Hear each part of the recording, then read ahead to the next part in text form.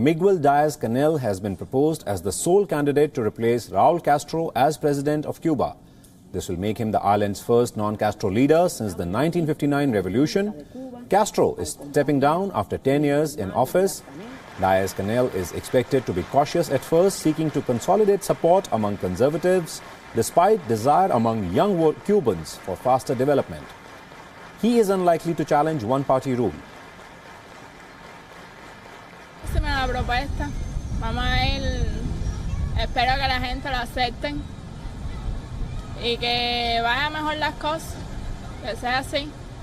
Para mí está bien que sea él el que tome la presidencia de este país. Los más indicados, hasta ahora con la perspectiva que había, con su forma de pensar, de actuar, es uno de los más indicados. A mí me da lo mismo que ponga cualquiera, la verdad. Mientras que sea para mejorar, todo está bien. WION correspondent Giles Gibson sends us this report.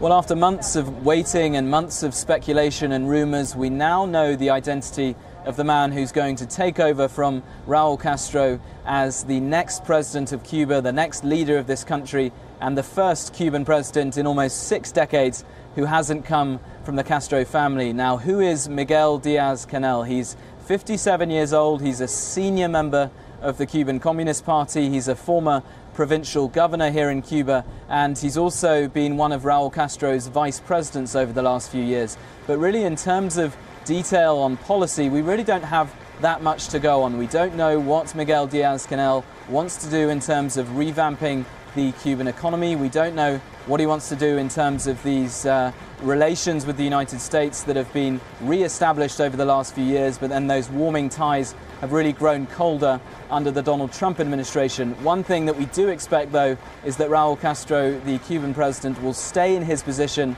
as the head of the very powerful military in this country, as well as staying in his position as head of the Cuban Communist Party. So what many Cubans are saying to us here is that although this is being seen as a moment of change for this country in terms of the international media and people looking in, a lot of Cubans are telling us that this is really not such a moment of change, that the Castro family will continue to dominate this island's politics and power in this country, even as Miguel Diaz-Canel steps in as Cuba's next president.